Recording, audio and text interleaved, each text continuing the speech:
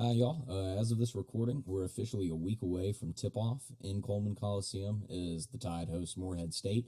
And so I just wanted to get on here and, talk some ball, get into, some of what we learned from the secret scrimmage against TCU, from the exhibition game against Wake, what it means to learn something from these, glorified practice settings, and what has kind of been revealed over the course of summer workouts into fall workouts heading into the season, what expectations reasonably should be for Alabama basketball this year, some quotes that have been given at media days, some of the players' feels for things, just overall a week out, where are things at?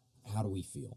And then behind that, I wanted to talk a little bit of football. I know that's not a common thing here, which it's hard not to say it's a common thing.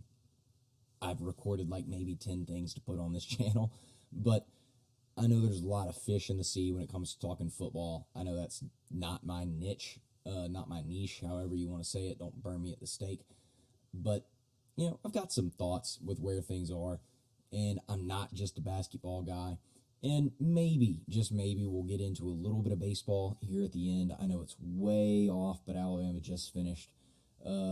Not with fall ball entirely. There's still a little bit further to go with that. But as far as games against other opponents, Alabama hosted Auburn and Florida State on multiple Saturdays to do some inter squatting. Not inter squatting because they're playing against a different squad, but in some scrimmage work, I think 6 innings apiece for Florida State and 7 innings apiece for Auburn, if memory serves me correct. And I've got some thoughts there. We'll see where the episode takes us. Won't keep you too long, won't keep you too short. Right in the middle. We're going to Goldilocks this thing. But without further ado, Alabama basketball. In the preseason, 2 losses. It's not fun to hear. You don't want to go into the season toting 2 L's, even if they don't show up in the column. It's just not fun. You want to win games. But this isn't the end-all, be-all. This is far from it.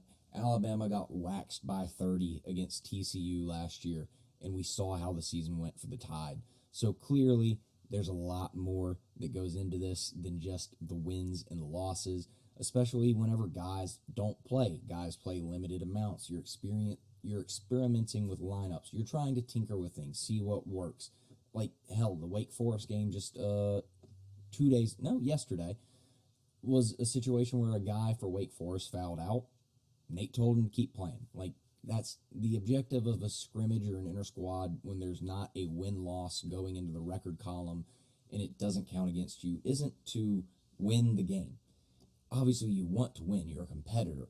But you're looking to get the best looks and the best opportunities against the best opposition to set yourself up for success going into the season.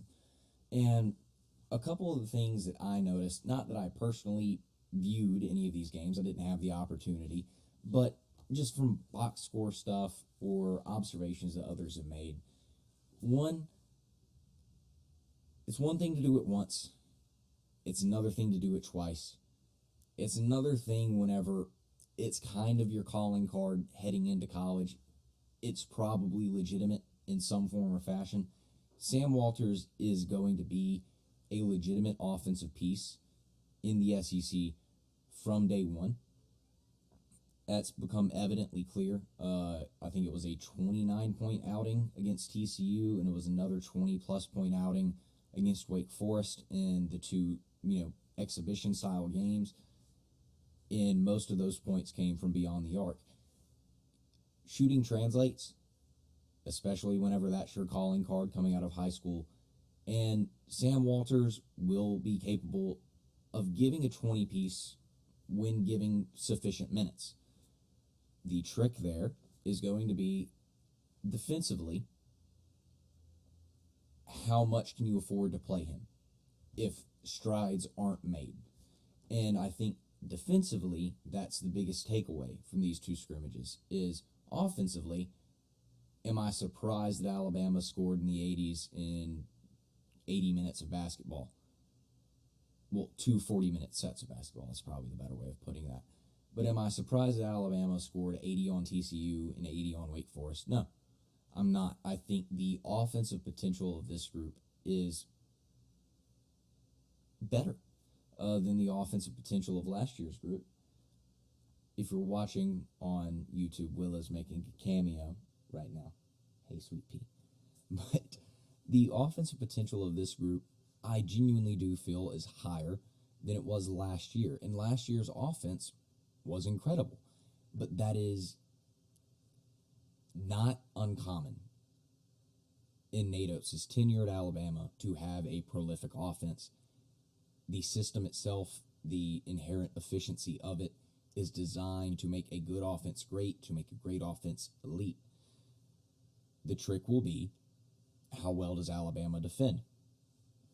It's been what's decided the success of these Alabama teams every year of the Nate Oats era, without question. We can go back, let's go all the way back, 2019. Let's find Alabama here on KenPom. How about it? Alabama finished 64th in KenPom, 103rd on offense, 58th on defense. I think I potentially went back one too many years because this is the last year of Avery Johnson. Whoopsie daisy. I forget that basketball works in the opposite year of football. Okay, so boom, here we are. Nate Oats' first year, 2020, 37th in offensive efficiency and 114th in defensive efficiency. That's after inheriting a roster that was the year before 103rd in offensive efficiency. So you see just how much of a boost is really brought by just playing in the system. And that team, struggled, wasn't great, 16 and 15, would have been maybe a bit flirtatious with the bubble. Should that have been a thing that year? COVID kind of screwed everything over. But then you go fast forward to the 2021 year where Alabama goes and makes a pretty significant run, gets to the Sweet 16. That's the, real team that signified this is what Nate Oats is going to do here at Alabama. Third in defensive efficiency, 30th in offensive efficiency. So you see such a stark contrast in how the team itself succeeds based upon their defensive output. Then you go the next year, 2022. The defensive efficiency drops all the way to 92nd. Offensive efficiency actually climbs up to 16th from 30th. The team itself, 19 and 14, finishes, I believe we were a 5th or a 6th seed. I can't remember exactly, but clear step backwards from the year before. Flash forward to this past year, offensively, 20th most efficient offense, 3rd most efficient defense, a 31-6 record, the number 1 overall seed in the tournament. So it's clear what a Nate Oats offense is going to do. It's going to be a top 40 unit just from the system alone. When you have the correct players in said system, it can be a top 15 to 10 unit easily. And I think this one will be a top 10 to 15 unit, but it is clear that for these Nate Oats teams to succeed, the defensive efficiency has to be there. And the defensive efficiency can be there for Alabama this year. Will it be the 3rd best defense in the country like it was last year? No. I'm going to go ahead and tell you, no. Unless I'm very wrong, and believe me, I would love nothing more than to be wrong about this. It's just not going to happen. Charles Bediako meant so much to this defense, and you replace him with much more valuable offensive contributors, absolutely, but he was an anchor to this defense. There was a reason that I believe it was Evan Maya had him as like a top 10 rated player in college basketball solely, essentially, because of his defensive presence, and that's invaluable. Granted, I think that you replaced him in the aggregate, essentially, with, a Grant Nelson, a Muhammad Wagi, bringing back Nick Pringle, adding Jared Stevenson. You can get similar defensive production in the aggregate, yes, but it's not the singular dude that's anchoring your defense and is going to allow for bad perimeter defense on a couple possessions to be erased at the rim. And this leads back to Sam Walters in the sense that without an eraser on the perimeter, how often can Nate Oats afford to leave Sam Walters out on the perimeter knowing that there's not an eraser behind him? Because athletic wings will beat him, at least at this stage. I believe there's improvements to be made. I also believe that laterally there's limitations, and he'll never be a great defender in the same way that Mark Sears will never be a great defender. Mark Sears is a good defender. It's very difficult to be a great defender at 5'11". It's very difficult. And whereas Mark Sears is overcoming his size to become a solid defender, Sam Walters will need to overcome his lateral movement capabilities to become an average defender, at least on the perimeter. As a post, in playing as a stretch four, I think he provides more defensively for you if he's allowed to hang around closer to the paint and use his length to, sway things away from the rim. He's not a great rim protector yet. I think with his length, the potential is there. I think the potential to be a great rim defender is there with any big with length. It's all about realizing it. But you also have the added ability that if your opponent is playing with a stretch four type, that he will be more limited in his lateral capabilities or in his athleticism, and it makes for a better matchup for Sam Walters. And I think in these scrimmages that we've seen this offseason, Nate Oats has had to use Sam Walters on the perimeter more out of necessity, more so than wanting to and exploiting a matchup. Same with Grant Nelson as well. I think you're seeing it because Mark Sears was out for both scrimmages. I believe Davin Cosby was out for both scrimmages. Rylan Griffin was limited in the first scrimmage. A lot of the guard depth wasn't there. And so what that necessitates is these very flexible players who are offensively capable of performing as if they are wings or guards, like Grant Nelson and Sam Walters, are necessitated to play essentially as wings or guards full time. And I don't think that's what we'll see in the regular season, barring any injuries. And so I think that will help a great deal from what we've seen to this point with 2 80-point-plus surrenders from the Alabama defense. Also think that Muhammad Wege is a guy that didn't play in the first scrimmage, was just getting back for the second scrimmage. He's still knocking some rust off. He should be a solid rim protector. I think a guy like Davin Cosby coming back should be a really solid 3-and-D contributor as a guard. Mark Sears, as I said before, isn't going to give you great defensive efforts. Occasionally, like the game against Kentucky, I think he had close to 5 steals, if I want to say. He made his presence felt, but he's not going to be a consistently game-changing defender.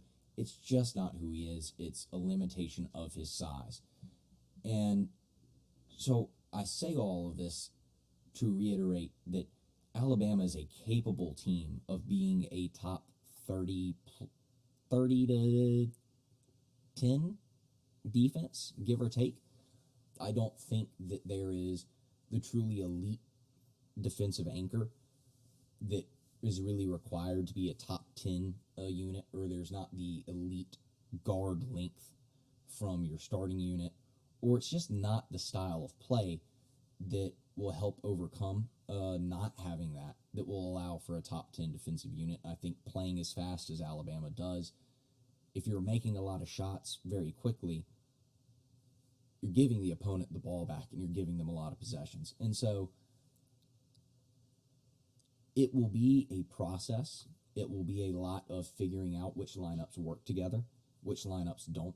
And I don't think you'll see the defensive potential of this team until hopefully that gauntlet of out-of-conference games where you're looking at Purdue and Creighton and Arizona in short order.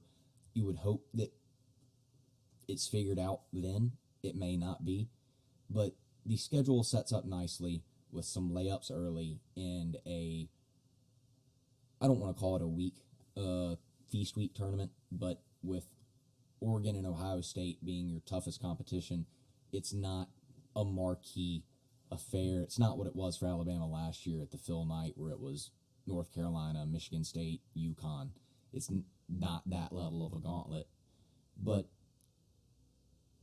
there should be time to figure this out defensively. And I think that Nate Oats, who is one of the great tinkerers of college basketball in today's age, will get it figured out. So beyond defense, let me get into why I believe that the offensive potential of this unit is even higher than last year. I believe it starts with, one, Mark Sears is playing in his second year in the SEC, which is great. It's not that Mark Sears looked like he needed to adjust last year. He was very comfortable, very capable from the moment he stepped foot on the court in an Alabama jersey. No questions about it. But you have another year of experience and development for Mark Sears. You bring in Aaron Estrada, a graduate, transfer from Hofstra, who's got 2 years of being a conference player of the year under his belt, senior leader, great experience, and a guy who never had to rely on athleticism and simply just being bigger, stronger, faster than opponents at a lower level of basketball to get to the rack, to score, and to score with ease. He was very much so a guy that got to his spots with technical proficiency because he's got a very deep bag and because he knows how to use spacing and angles to get to his looks. And I think you see that, and that's been proven in these two scrimmages. I think it's hard to take away team results. Unless you're looking to push a narrative in it, the result already fits it. But it's hard to get major team takeaways from these scrimmages. But for these individual players, you can glean. And so what I glean from Aaron Estrada in these two scrimmages is he's going to translate because of the way that he's gotten to the rim against Power 5 competition. It's clear that it wasn't just because he was bigger, stronger, and faster than guys. He's getting to the rim with relative ease against better competition because he got to the rim against lower-level competition by just being smart and being a very cerebral basketball player and knowing his positioning. So you bring in another guard like that. You also bring in Grant Nelson, who's just a unicorn type of offensive player. Alabama's looking to really improve his shooting from beyond the arc, and if Alabama can get 32, 33% from deep out of Grant Nelson, he's going to be an all-SEC first-team player, make no question about it. He's a gifted basketball player. There are some clips that I've seen coming out of practice that I don't think human beings his size are supposed to be able to do. They're not, but he does them. And it's very telling that when you're talking about Estrada and Nelson, that Nate Oats himself at media days is essentially saying about Grant Nelson, if this kid's not a first-round draft pick, I failed him as a coach. That's tremendous confidence in your guy. Nate is a very tell-it-how-it-is coach, and his media availability, I think he's proven that he's not a very coach-speaky type. I think he's a very straightforward type, and he's going to tell you how he feels about his guys. And so if he's comfortable enough saying, if this guy's not a first-rounder, I failed him, I tend to believe the clips that I've seen tend to happen a lot, and he's that type of talent. And then you also have Aaron Estrada, who Nate saw something in him that he said it himself, not Nate, but Estrada did, that no other coach in the portal talked about, trying to get him to the next level. And they were seeing him as a college player. Nate sees him as more. And so I think there's something to that. I think these are both guys that were top 10 transfers each in the portal for a reason. I think these two are going to be excellent, replacements for how I mentioned defensively replacing Charles Bediako in the aggregate earlier. You're replacing Brandon Miller's offensive production in the aggregate here. And whereas defensively, I think you lose something by replacing production in the aggregate, I think offensively you actually gain, at least in college basketball. At the professional level in the NBA, in other professional leagues, it doesn't quite work that way. The singular production of a defensive player or an offensive player can often just be transcendental. In college, I'm not sold on the belief that it is that way. I think that what you have with Alabama's offense this year is a group that could very well have nights where anyone gets hot and it wouldn't come out of the blue. I think there will be pretty regular occurrences that Mark Sears leads the team in scoring. I think there will be pretty regular occurrences that Aaron Estrada does. I think there will be pretty regular occurrences that Grant Nelson does. I think there will be pretty regular occurrences that Rylan Griffin does. And so when you have four guys that you're running out there that all, without surprise, could lead your team in scoring, it makes for a nightmare defensively. At least last year, as a defense, you knew Bama's going to try and get the ball to Brandon Miller. If they can't get the ball to Brandon Miller, they're going to try and get it to Mark Sears. Those are the two leading scorers, no questions. Occasionally, did Javon Quinterly lead the team in scoring late in the year? Yes. But it wasn't a question of who the top two options were, and it was a clear hierarchy within the offense. I think this year, though, you put your best guard, your best defender as a guard, and this was something that Nate said at media days, was you put your best guard defender on Mark Sears, okay, your second best one's on Aaron Estrada. We like that matchup. Put your best one on Aaron Estrada, your second best guard defender's on Mark Sears. We like that matchup. So it's a very pick your poison type of offense for Alabama this year. And I wouldn't be shocked for it to be a top 10 unit nationally, especially in the efficiency metrics. I really wouldn't at all. Ken Palm's got Alabama projected right now to be the 10th team in preseason, 14th offense, 11th defense, first in adjusted tempo, which I think Nate wants to go faster this year, if that's even possible. But I think that's something he does want to do. But I would be inclined to say I would at least expect the offensive and defensive rankings to flip between 14 on the offense and 11th on defense. It would make more sense to me if this is the 11th best offense and 14th best defense in the country. But even then, I tend to say this is probably even better of an offense and slightly worse of a defense. Just shooting a random number out there. We'll come back to it at the end, see if I'm remotely close to right. But I wouldn't be shocked if Alabama finishes the regular season as Ken Palm's like 7th or 8th most efficient offense and like 20th most efficient defense. Wouldn't shock me at all. And I think that's closer to where it ends up. But I think this is a team that the ceiling and the March potential honestly may be higher. I know in March, oftentimes your stars win games. Obviously for Alabama, Brandon Miller had a very rough outing in March. There's a lot to be said about what was going on off the court having an effect. Also the fact that he was dealing with a lingering groin issue that was affecting him. Also the fact that Alabama's offense is predicated on shooting.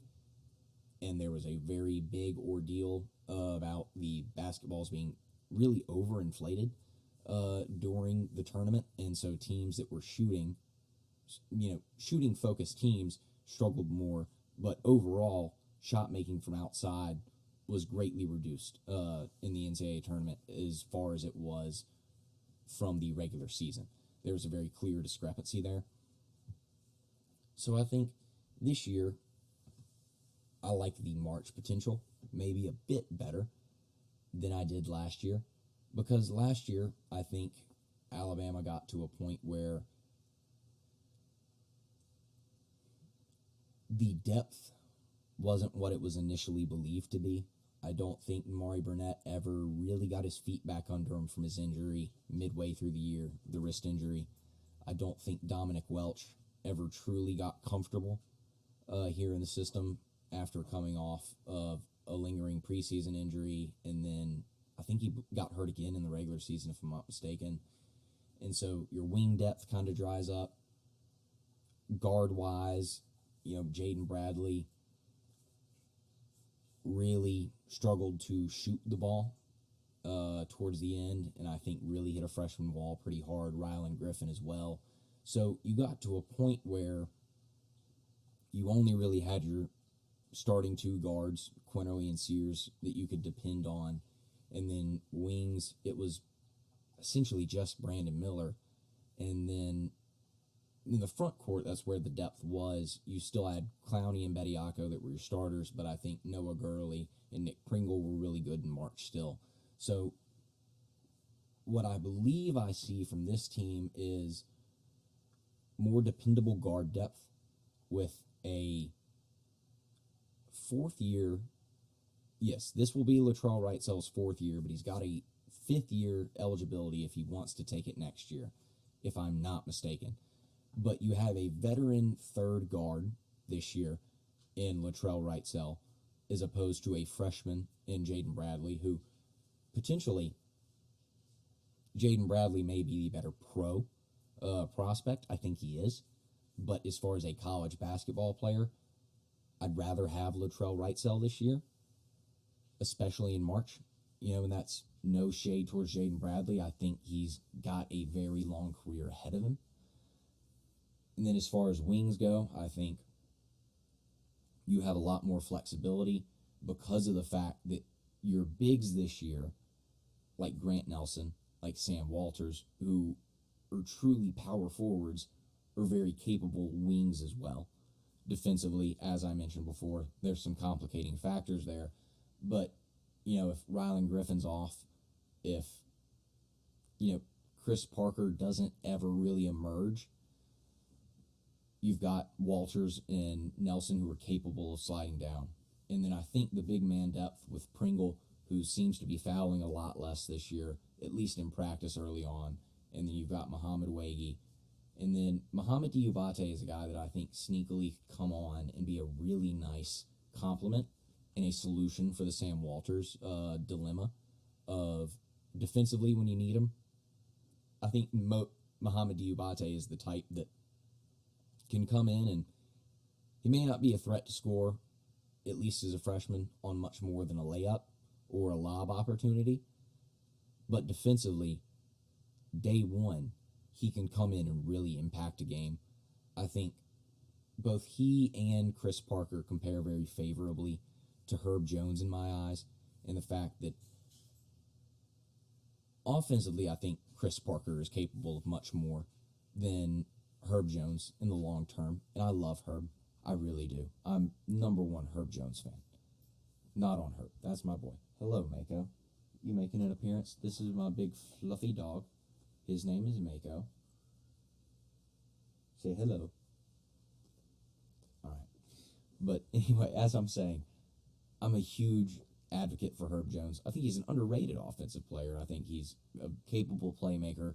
And I think to this point, 2 games into the NBA season, he's shooting well over 50% from deep. I think he's an incredible model for what a 3-and-D wing can be in the league. I think Chris Parker has more offensive skill than that. I think he can legitimately be a go-to scorer at this level, at least, potentially the next. But defensively, he's got the length and athleticism that Herb Jones possessed. Does he have the instincts? Probably not, because no one had the defensive instincts that Herb Jones possesses. It's next level stuff. It is why he will make multiple all-defensive teams throughout his career, and he will play for forever, is because of his defensive instincts. But the tools and the raw athletic potential that he can output defensively is there. Mohamed Diabate may not be that level of athlete, but I think instinctively, effort-wise, he's a grinder. He's got really good length. I think he embodies blue-collar basketball in a sense.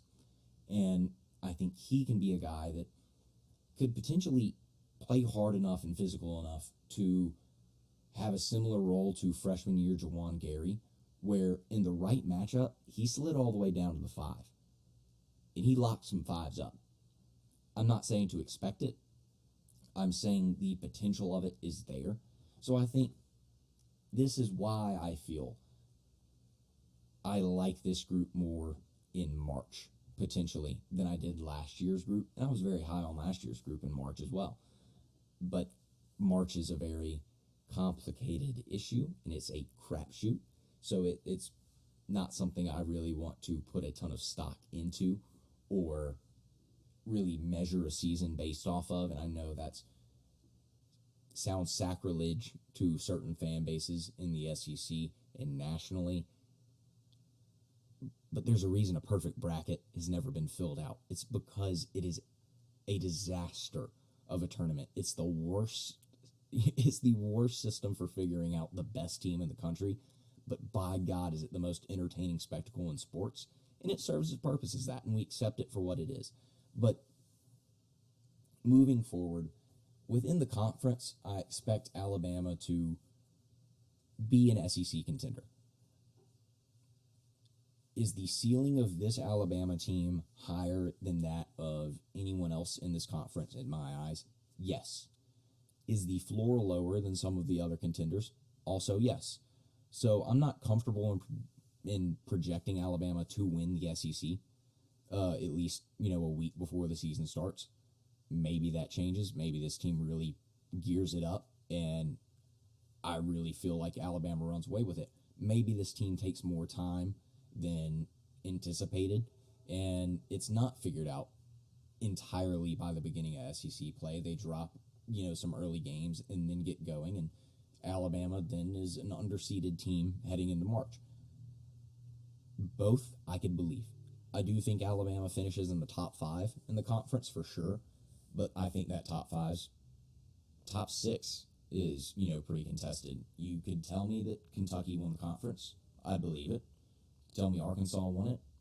I'd believe it. I'd be inclined not to, just because of the way that Eric Musselman teams typically perform in the regular season. So that one would surprise me. It wouldn't shock me. But they're a trendy pick to win the conference. I think they're probably one of, if not the single most talented teams in the SEC.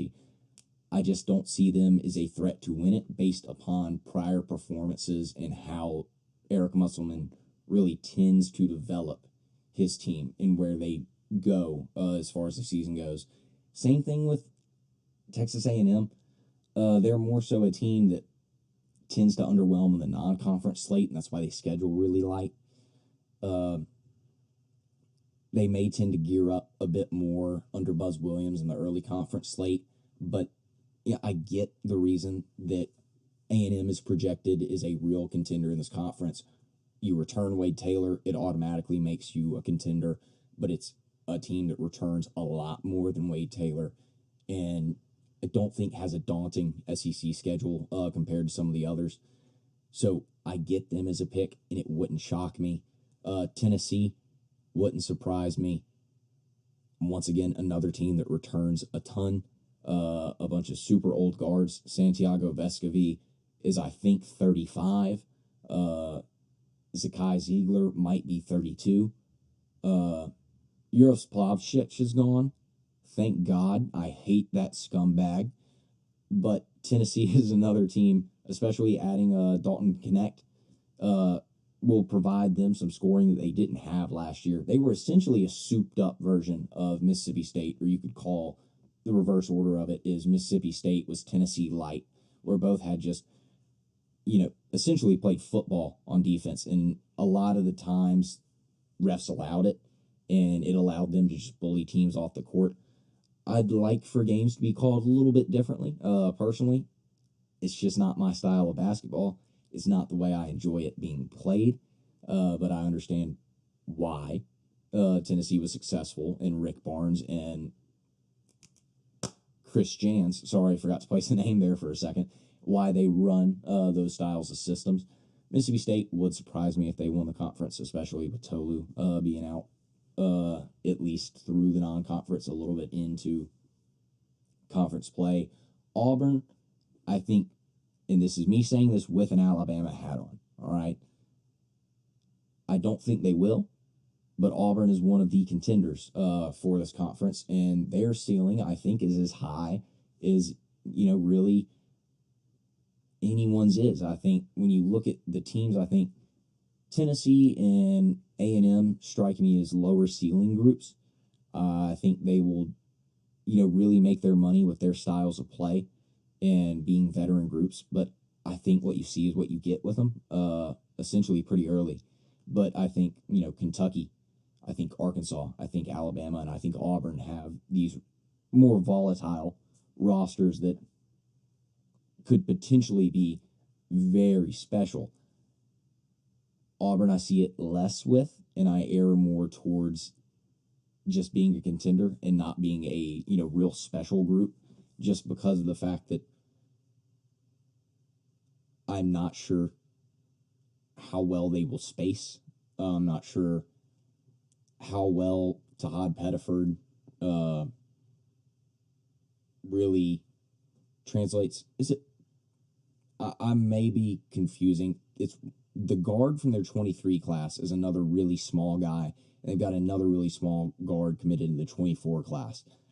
I confuse which one is which, but the one that is enrolled this year, I think they're banking on a lot out of him because I don't think KD Johnson can be your lead guard in SEC play if you want to be a contender.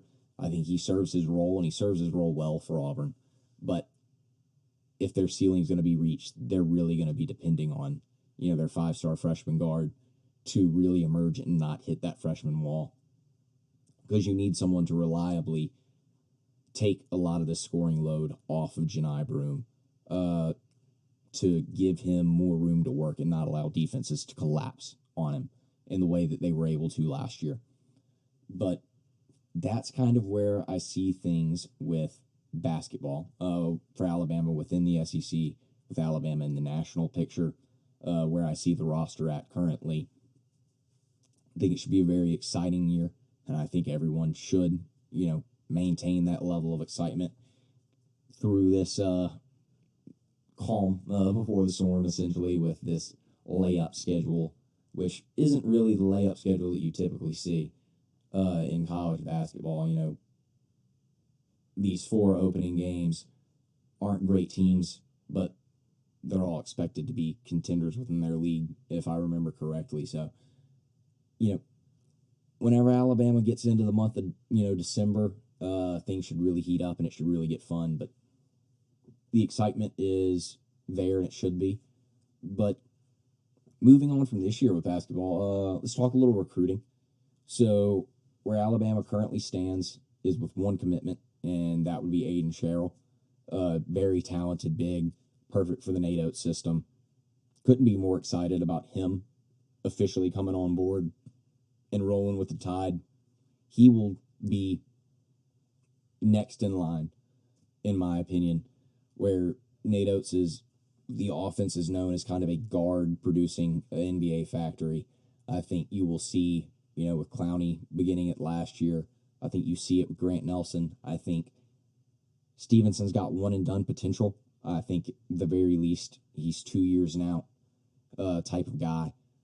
And I think you'll see it with Aiden Sherrill, who I think is similar to Stevenson, where he's a bit on the raw end of things, but could potentially, with his athletic profile and what Alabama's offense highlights in big men, could potentially be a guy who heads to the NBA in short order. I think you'll see that this Nate Oats offense is also very attractive for bigs. Very excited about him being on board. Jump shot is there, at least at the high school level. Not sure if I'd call him a 30% shooter as a college freshman. It's close. We'll see. But super athletic big, can really execute in the pick and roll. great at eliminating things around the rim, just super rangy. You see the potential, and he's oozing with it type of guy. But behind him, his teammate at Prolific Prep, Darian Reed, is a guy that Alabama was very confident in joining the program for some time. At least that's kind of been the feel in the recruitment, is that Alabama has been the leader in the clubhouse and has been for a while.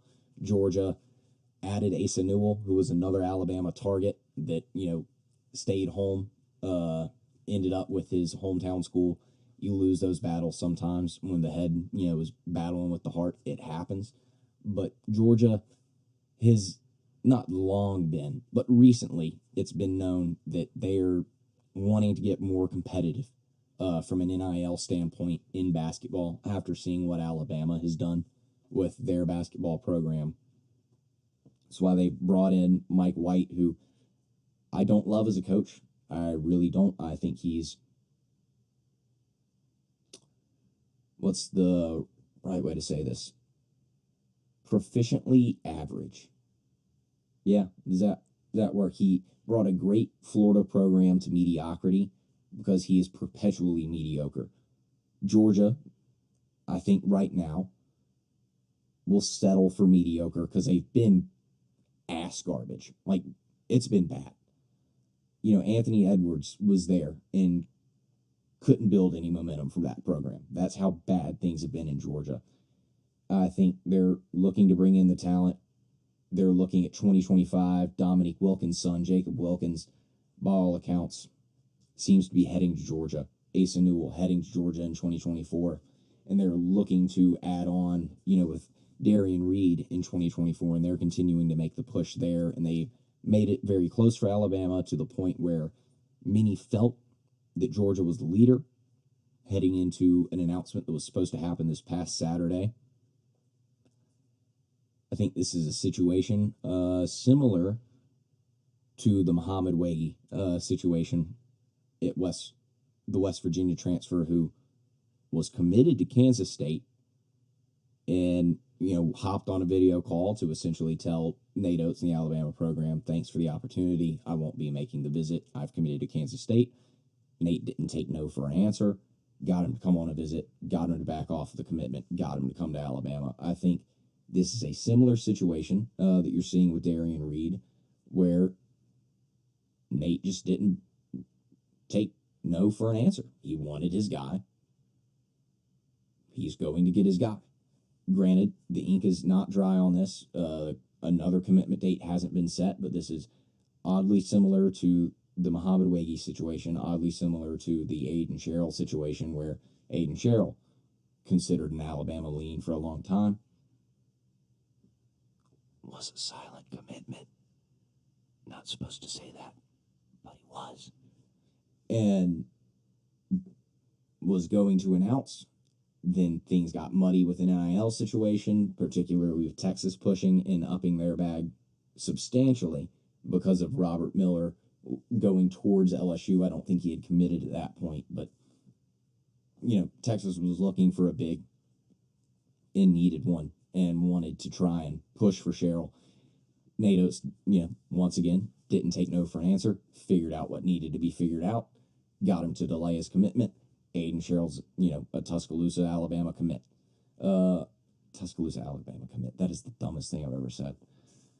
Wow, that was bad. But I think you're seeing a similar situation with Darian Reed. Needless to say.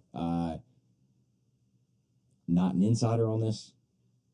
I just know what I know. I know what I've read. I know what I've seen. I know what I've heard. I know what people that are insiders have said. I know what people who were smarter than me have said. And I'm basing my opinions off of all of that knowledge. This weekend, Alabama's actually bringing in VJ Edgecombe, who is a top 10 5-star, a player that I love in this class. Super efficient with the ball in his hands, doesn't make wrong decisions, passes well, gets to the rim with ease, knows when to take his jumper, doesn't typically settle for a lot of mid-range looks, which he's made for the Nate Oats Alabama system. The recruitment seems to be a more quiet one, but I've got a feeling that this one's going Duke's way. That's with no inside information on it. But he was there with Flag. He was there with Patrick Ngabanga. I butchered that last name. But all of them were there for, Cameron craziness or whatever they call their midnight madness. And I think, Duke probably knocked it out of the park with that atmosphere. It's hard to look at the class that Duke's building and not want to be a part of it. But if there's one thing that is widely known about Alabama's approach to recruitment is any kid coming on campus, despite the fact that heading into it, Alabama isn't really labeled a contender. Alabama approaches it as if they are, and they go all out when a kid touches, soil in Tuscaloosa. And that will happen with VJ Edgecombe.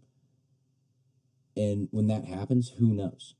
I know with Billy Richmond, a long considered, Kentucky-Memphis battle, that there are people that feel Alabama has made this much closer and has made it a legitimate 3-horse race, if not a 2-horse race, and Memphis is out of the picture type of a recruitment, because they took that visit very seriously, despite not being widely accepted to be a real contender. I think that could happen again. We'll see how it develops. Another visitor this weekend, kind of a surprising addition, happened today, is Nas Cunningham, a guy that at one point in this class was considered to be the number 1 player. Very similar type of situation to Chris Parker last year, in the sense that Chris Parker, whenever early rankings came out as an underclassman, was a 5-star. Didn't develop at the same rate, played in a lower classification of high school ball. Factors that kind of, brought him back down. I think when you see with Nas Cunningham playing in the OTE league has hurt the prospect stock of a lot of guys since its founding, so to speak. Guys typically that play in that league see their stock diminish as far as college, recruitment rankings. Obviously, you can't really say as far as an NBA prospect goes, because you saw the Thompson twins just go, top 5, despite playing in a weaker competitive environment, to say the least. I think from what I see with Nas Cunningham is a guy that could greatly benefit from the Alabama system and approach. I think there are a lot of times that he can attack and chooses not to, and he settles for, inefficient mid-range jumpers that the Alabama system will work out of him. And I think that will be something that really gets highlighted on his visit, is that in the film study that they do with every recruit, is this is what we see in your game, and this is how we feel we can benefit you. I think that will be a big sticking point in Alabama's pitch to him. I think this could be an interesting one to follow. Very quiet recruitment. Not much has gone on. One to watch for sure. But on the recruitment front, I think that really covers everything as it stands for Alabama basketball. So without further ado, I guess moving into football, college football playoff committee rankings come out tomorrow night. I think they could surprise some people. Personally, I would like for them to surprise some people, just because I want college football to really weight strength of record, strength of schedule, and passing the eye test, and recognizing that teams aren't today what they were in week 1 in a way that the AP poll doesn't. If a team is 9-0, a 7-2 team that quite honestly would skull drag them isn't going to be ranked ahead just because of the nature of the poll. Unless said 9-0 team, like right now Air Force, I think, fits that model, where they're just such a low-level division, not low-level division, but, they're a military academy school. We know what they are. They don't recruit at a high level. They don't have the talent, so to speak. But I think from Alabama's perspective, unless Alabama is surprisingly thrown at 13 in week 9 and Georgia is, not in the top 4, then you're looking at a position where, okay, the committee just really doesn't think the strength is there with the SEC, and a one-loss SEC champ may not make the playoff. But I think that's the furthest thing from reality that we'll see. I think Alabama, so long as they're ranked anywhere inside of the top 10, where they likely will be, is fine. The path ahead of being a one-loss SEC champion, in all likelihood, results in a playoff berth. Granted, there is, the one scenario where you get the undefeated Big Ten school between Ohio State and Michigan. You get an undefeated Washington. You get an undefeated Florida State. You get a one-loss Big 12 champ Texas. Can a one-loss SEC champ Alabama beat, leapfrog at Texas, who has a head-to-head win? Well, here's where I come in, and I'm trying to address this as much as I can without being a homer. I think that Alabama clearly in week 9 is not who Alabama was in week 2. I don't think Texas is who they were in week 2. But I think the clear development and growth of the Alabama football team is as impressive and as drastic as I think anyone in the country. And while there should be weight given to head-to-head results, I think that weight decreases the further and further the season progresses when that game happened in week 2. Because Alabama defensively hadn't had it figured out at that point. Alabama offensively really didn't have it figured out at that point. And you've seen this team really progress exponentially since that week 2 loss. Whereas Texas, you gotta be... Sorry, we went dark there. But whereas Texas, I think, has been a bit more stagnant. Obviously, the Red River loss to Oklahoma. And this is where it gets complicated, because by all means, Oklahoma is a one-loss team with a loss to Kansas, but a win over Texas, will be ranked ahead of Texas. Will not be ranked ahead of Texas. I'm nearly sure of it, despite their head-to-head win coming 2 weeks ago. Or 3 weeks ago. I can't remember exactly, 2 or 3 weeks ago. But, and that's expected.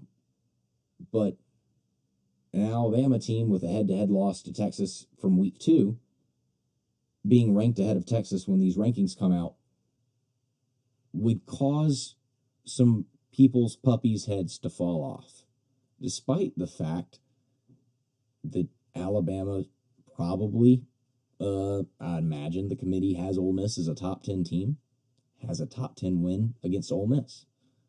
That Alabama's only loss is to Texas, and Texas is a better loss than Oklahoma. Obviously Alabama's a better win than what it is against Ole Miss. So you throw those best win, best loss kind of out of the window, and you're kind of just looking at total overall resume. I think the eye test and the overall body of work for Alabama is more impressive to me than Texas and their complete body of work and what I see from them in the eye test, especially with right now the fact that Texas is without Quinn Ewers. What does the committee think of them as they are today with a backup quarterback?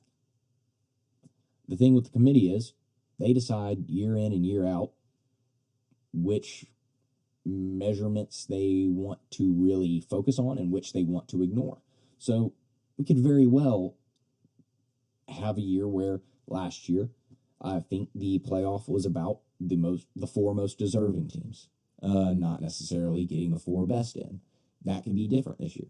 This, first initial batch of rankings could be, we want to rank teams in the order we feel they deserve to be ranked, or we want to rank the teams based upon who we feel are the 25 best teams in college football. There's a lot to consider there. I think potentially there's a world where Washington gets leapfrogged by Texas or Alabama or both, because of the fact that Washington's best win is Oregon, and that's a great win. But they don't have another good win. And in fact, they have two really bad wins in the last 2 weeks against Stanford and Arizona State. Or was it Arizona? One of the Arizonas, where they just slogged them out. God awful. They looked bad. And I'm the dude that's a complete, deranged psycho that stays up until 2 a.m. watching Pac-12 games just because that's who I am. I have a sickness. And I watched every snap of those two games. I don't buy Washington. I don't. I think, despite the fact that I don't buy USC either, it wouldn't shock me if Washington falls this week to USC, who I don't feel deserves to be ranked in the top 25, and I don't feel that they are one of the 25 best teams in the country on a deserving or on a best level. So I think there is a lot of stuff that will get itself sorted out. Obviously, these are the first rankings that will come out. There's no need to overreact to them. Obviously, everyone will overreact to them because that is what we do as college football fans. But beyond committee rankings, just looking at the team as a whole and looking at the game ahead on Saturday, LSU in Bryant-Denny Stadium, prime time to settle the SEC West for all intents and purposes. This is a game that a lot of people are trending towards LSU in.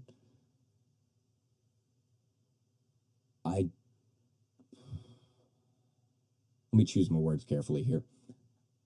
I think Alabama is being massively undervalued in this game. In the fact that the reason that everyone suggests they want to pick LSU, or that this is a tough pick, and that they want to lean to LSU, but they think a home game will win it for Alabama, is the fact that LSU will get Alabama into a shootout. Well, one, let's go ahead and throw out the fact that LSU is going to be missing basically their entire secondary and their best interior defensive lineman. So even if Alabama's offense isn't what you think could beat LSU in a shootout, LSU's defense is looking very worse for wear right now. So that's an advantage to Alabama, no doubt. But I am not convinced that this game is a shootout. Not remotely. I don't think LSU gets to 30 on Alabama because we have seen what the Alabama defense is capable of when the Alabama offense complements it. In the first half against Tennessee, not last week, because last week was a bye. I hate the bye week. God, I hate the bye week. We needed it. God, I hate the bye week. In the first half, Alabama surrendered all 20 of the 20 points that they surrendered in the game. Well, it's because Alabama's offense kept putting them on the field in bad situations.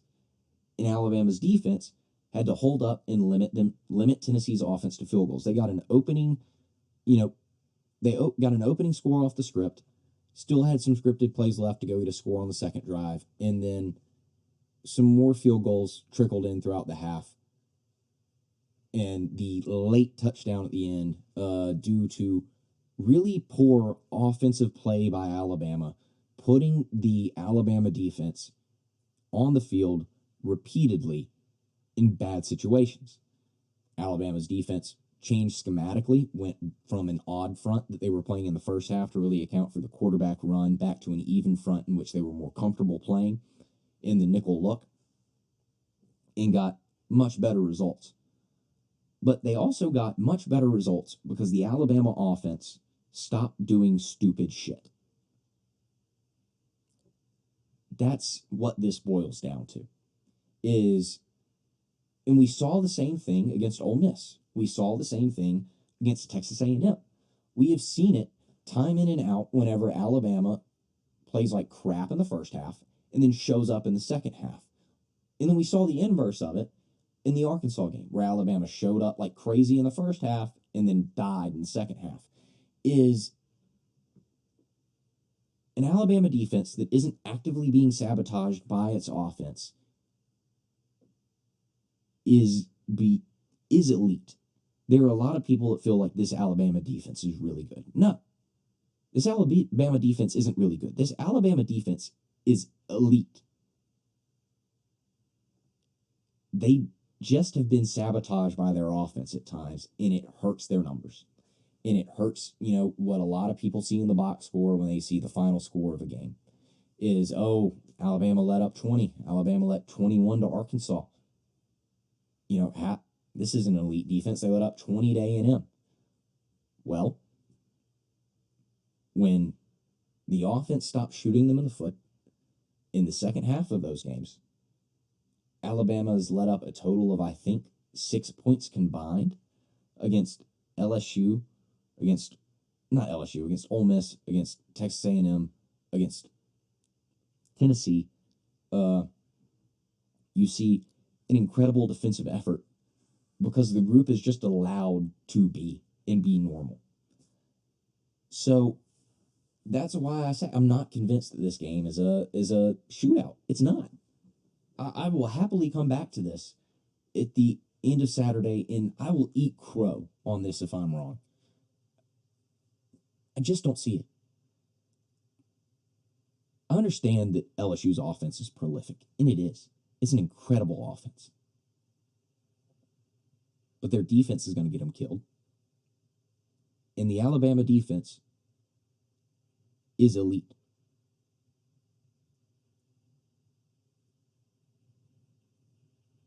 Elite defenses neutralize elite offenses. They don't shut them down. LSU will get theirs. They will. Jaden Daniels will get his. Malik Neighbors will get his. Brian Thomas Jr. will get his.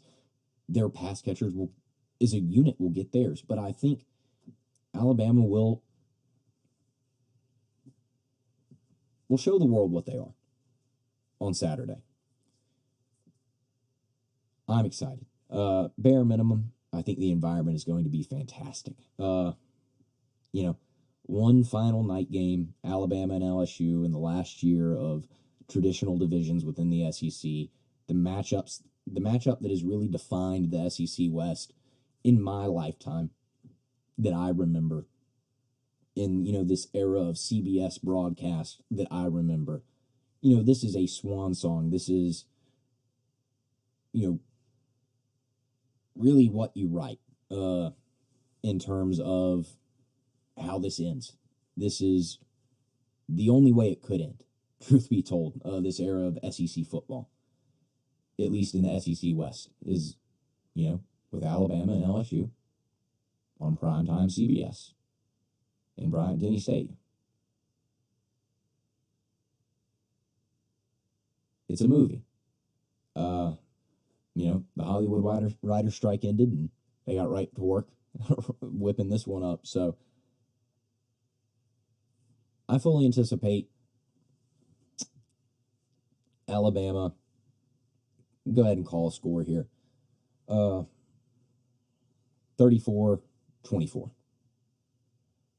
Possibly 38-28. Like I said, I don't think LSU gets out of the 20s. I don't think they get into the 30s. I just think this Alabama defense is that good. A Texas offense led by Steve Sarkisian, who is probably the greatest offensive mind in football, put up 34 on this defense, and that is while this defense was still finding its footing. I just don't see anyone hanging 30 on this Alabama defense the rest of the way. I don't. So that's where I'll end it. Don't want to keep you too long. Had some thoughts on baseball. We'll save them for another time. Maybe as we're getting ramped up towards actual baseball season and things start to get more anticipatory towards it, because I think there's a lot of momentum around that program, and I think it should be a fun year. But anyway, thanks for sticking around, listening to me, and having me in your ears for this last hour or so. If you made it here, thank you very much, and I can't wait to do this again with you. Have a good one.